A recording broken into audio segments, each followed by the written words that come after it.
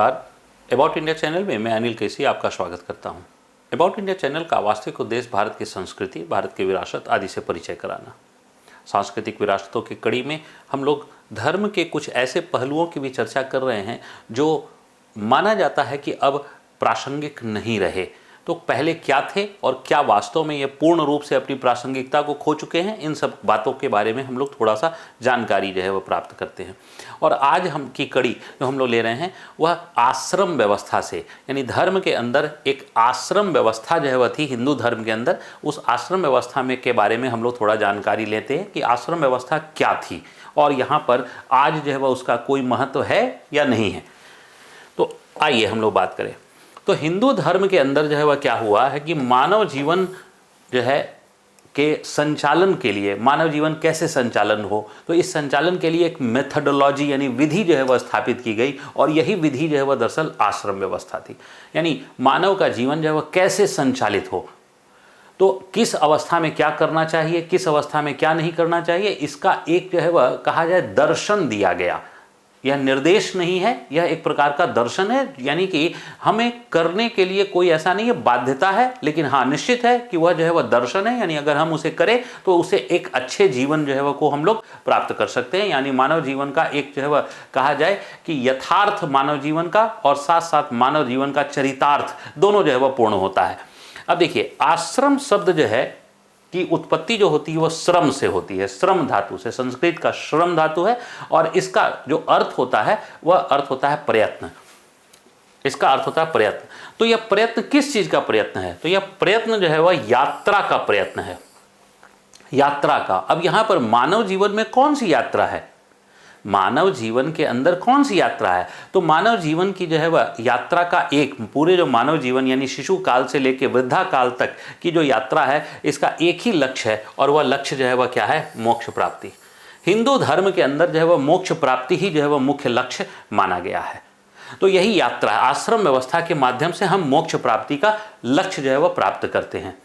अब वैदिक जो व्यवस्था है, वैदिक काल में, उस वैदिक काल में मानव का जो जीवन है उसको 100 वर्ष माना गया कि 100 वर्ष जो है वह मानव का जीवन है।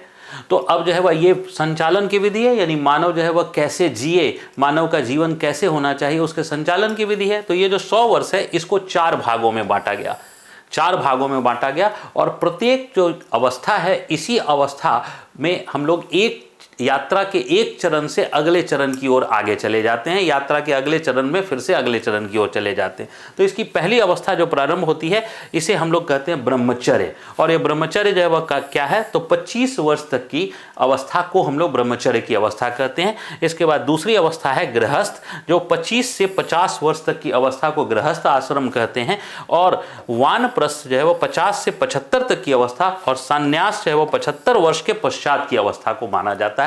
यानी यह हिंदू धर्म की मान्यताओं के अनुसार जो 100 वर्ष का जीवन है उसके अनुसार। अब आज 100 वर्ष है नहीं तो निश्चित है कि उसके अनुरूप जो है वह बदल जाएगा, लेकिन निश्चित है कि उस काल में 100 वर्ष की कल्पना की गई और उस 100 वर्ष के रूप में यह बताया गया। तो आइए इन सब के अवस्थाओं के हम लोग थोड़ा जानकारी जो है वह प्राप्त करते हैं।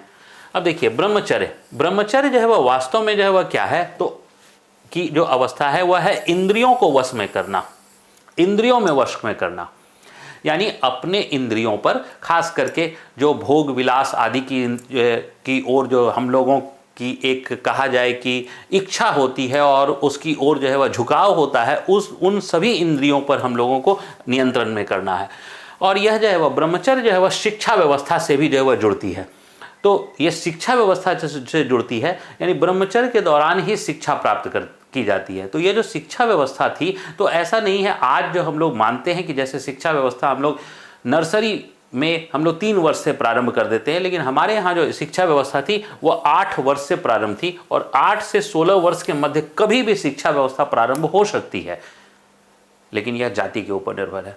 8 वर्ष के शिशु यानी ब्राह्मण अगर है तो 8 वर्ष का जो है वह होगा, अगर क्षत्रिय है तो 12 वर्ष का, अगर वैश्य है तो 16 वर्ष में भी जो है वह अपनी शिक्षा को प्रारंभ कर सकता है। और उसके बाद जो उत्तर वैदिक काल आदि है उस समय तो शूद्रों को हम लोगों ने शिक्षा का अधिकार नहीं दे रखा था और प्रारंभिक जो अवस्था में शूद्र की कोई चर्चा मिलती नहीं है। इसलिए जो है वह जो ये शिक्षा व्यवस्था थी, इस शिक्षा व्यवस्था में 8, 12 और 16 प्रवेश की आयु जो है वह को एक सामान्य जो है संकल्पना के तौर पे माना गया था, यानी कोई हार्ड एंड फास्ट नहीं था। जैसा मैंने कहा कि यह दर्शन है, निर्देश नहीं है।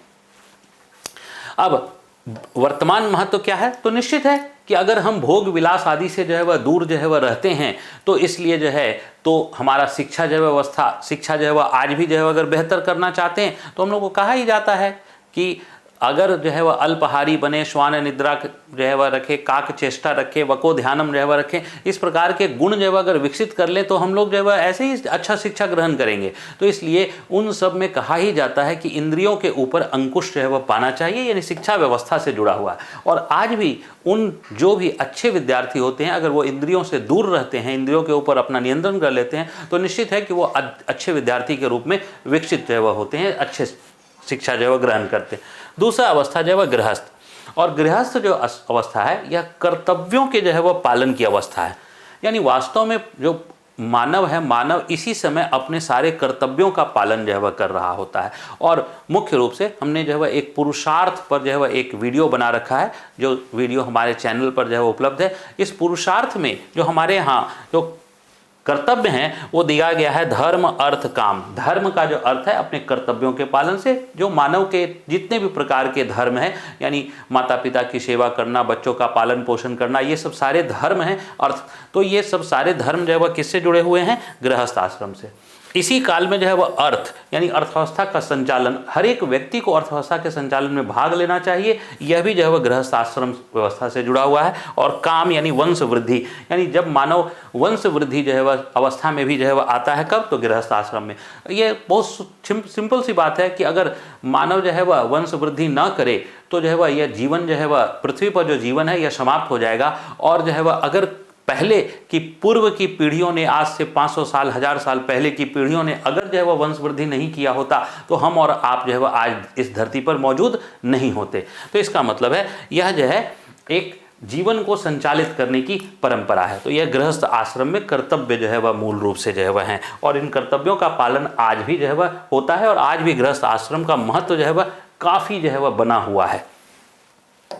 इसके बाद वानप्रस्थ। वानप्रस्थ का जो शाब्दिक अर्थ होता है वन की ओर प्रस्थान, यानी एक्चुअल में इसके द्वारा जो दर्शन देने का जो प्रयास किया गया है वह ये है कि उत्तरदायित्व का त्याग जो है वह करना चाहिए। और इसी के बाद संन्यास की अवस्था है, तो उसमें जो है वह कहा गया है कि यह लोक से पारलौकिक संबंध स्थापित कर लेना। यह लोक यानी पृथ्वी के जीवन, और पारलौकिक यानी ईश्वरीय जीवन। तो यह लोक से पारलौकिक यानी ईश्वरीय जीवन से संबंध स्थापित कर लेना है, और पृथ्वी पर जो जीवन है उस जीवन से अपना मोह माया का त्याग जो है वह करना है। यह दर्शन की अवस्था है। तो यह जो है वह सांसारिक जीवन का पूर्ण त्याग की अवस्था। अब मुद्दा है कि वानप्रस्थ और संन्यास की अवस्था वास्तव में हम लोग जो है वह पृथ्वी के जीवन, जो भोग विलास का जीवन है, भोग, उससे जो है वह अपने आप को त्यागना चाहिए।